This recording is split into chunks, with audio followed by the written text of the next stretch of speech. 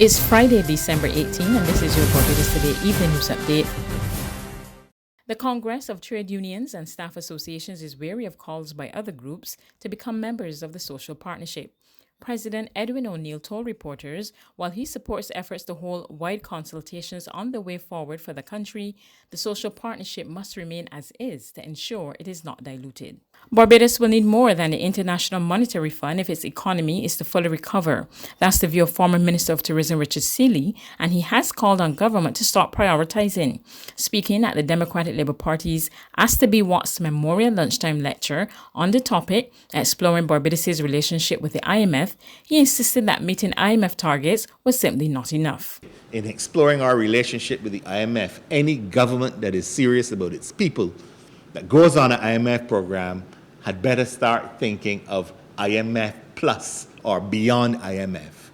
And that is what we are not getting in Barbados. There's too much silence on this issue. The Senate on Friday approved amendments to the Companies Act to further ensure that businesses are in compliance with the requirements of the Organization for Economic Cooperation and Development's moving goalposts. Noting that Barbados already has legislation governing business compliance, Tourism Minister Senator Lisa Cummins said the country must monitor its compliance with the existing legislation and enable relevant agencies to both inspect and designate relevant authorities to do so. It is not a secret, Mr. President, that in the case of Barbados and many other instances over the years for small jurisdictions like Barbados and others with a low tax regime, that we have had on multiple occasions what we consider to be a moving of the goalpost, a consistent moving of the goalpost. And so we're compliant on one occasion and then we're not compliant in another instance because the goalposts have shifted. In this instance, Mr. President, we have identified through our work with the Financial Action Task Force a number of areas where there is a need for technical compliance, even though there is the legislative framework in place. And this amendment to the Act is designed for the purpose of ensuring that we can compel all of our companies, as I mentioned earlier, over 30,000 registered here in Barbados, to meet the requirements of our tax law, our Companies Act, and ultimately protecting Barbados' global reputation as a jurisdiction of substance, a jurisdiction that is compliant with global tax law, and a jurisdiction that is committed to efficient, effective, and sharing of information under the relevant global arrangements with whom we partner. Opposition Senator Caswell Franklin believes there's no need to introduce a new law to award Barbados' frontline COVID-19 workers and that a planned one-time payment for the awardees is insufficient. He suggests they should be compensated all the time as he made his contribution to the Senate today. I am grateful for the service of these people, but I think that the service should be rewarded where it most matters. People work long hours. Some people don't go home. See those people at the best, the Santos Laboratory, those people are working flat out, testing for COVID.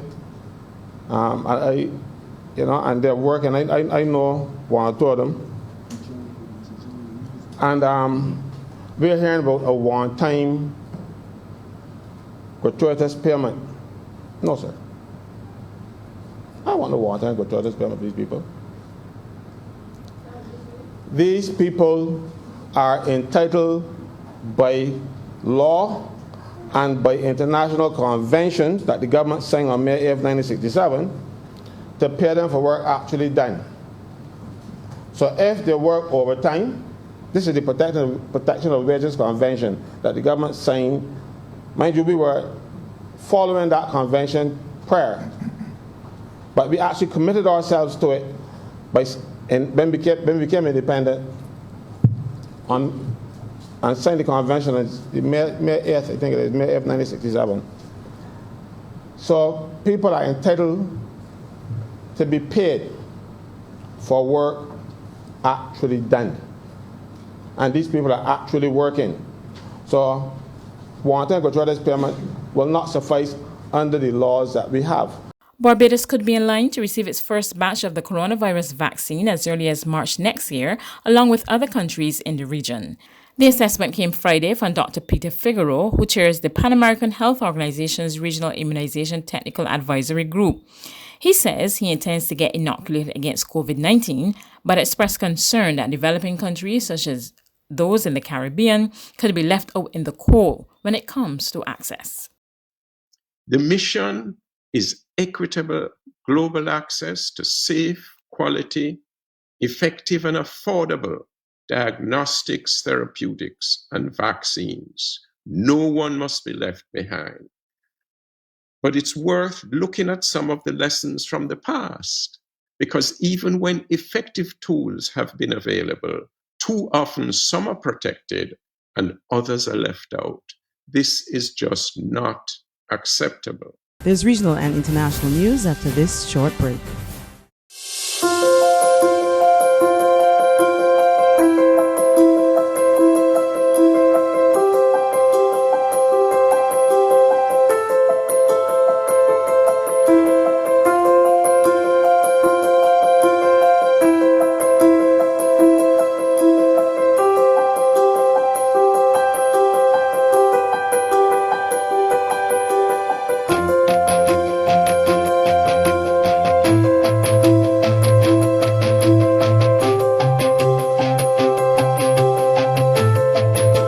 Barbados Today, news you can trust. To regional news, Guyana's Attorney General Anil Nandlal says he intends to fully disclose details on how the state treated Haitian nationals to the court. His comments came in response to Acting Chief Justice Roxanne George, who asked the government to show how 26 Haitians who were detained and ordered deported went from possible trafficking in persons victims to prohibited immigrants. The Attorney General said that the state is not opposed to answering the court's queries, but he believes the Haitians must be found and presented to the court in order for the case to move forward. In that letter, that the 26 Haitians be produced in the court in the event that Mr. Wade is disputing the information which I have received. Significantly, Mr. Wade informed the court that it is in fact true that he is unaware of the whereabouts of the 26 Haitians, and that his information is they have left the jurisdiction. The Chief Justice said what happened with the Haitians should never happen again, and she's interested in finding out whether the procedures which have been put in place by law to deal with both tip victims and prohibited migrants were followed. Nandlal said it is now confirmed that the Haitians entered Guyana simply as a transient point to enter other countries unlawfully. He said it was while detained that the state learned that they also furnished immigration officers with misleading information. He said the government's position has been vindicated, although there are several allegations of constitutional violations and mistreatment. On the international front, exhausted and disheveled, several hundred Nigerian schoolboys seized in a mass abduction claimed by Boko Haram experienced their first full day of freedom on Friday after a nearly week-long ordeal. More in this report from France 24. After a week-long ordeal, hundreds of schoolboys kidnapped in northern Nigeria have arrived safely in the capital of Katsina State. They met the local governor before being examined by medical officials. 344 of the students have been handed over to security agents to have them medically examined, and arrangements will be on the way to unite them with their families. The boys were abducted by gunmen who raided their school in the village of Kinkara last Friday and released following negotiations with the government. The jihadist group Boko Haram had claimed responsibility for the kidnappings, but it's not clear if they actually carried out the raid, which would mark an expansion of their territory, or if armed gangs known locally as bandits might have sold the children to insurgents. Earlier, a video said to be from the militants showed a distraught teenager who said he was among 520 kidnapped students.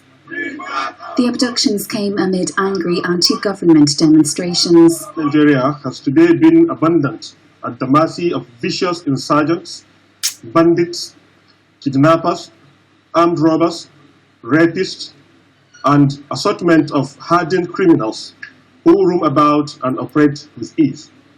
The disappearance of the boys gripped a nation already incensed by widespread insecurity, bringing back painful memories of the Chibok schoolgirl's abduction in 2014. That's news, but for the very latest, visit our website at www.barbadostoday.bb. You can also subscribe to our e-paper, email updates, or like us on Facebook, and sign up for our breaking news alerts via WhatsApp. We're also on Izumi Media and bus terminals, as well as screenplay at supermarkets and gas stations near you. You can also hear us on Mix 96.9 FM and Capital Media HD 99.3 FM.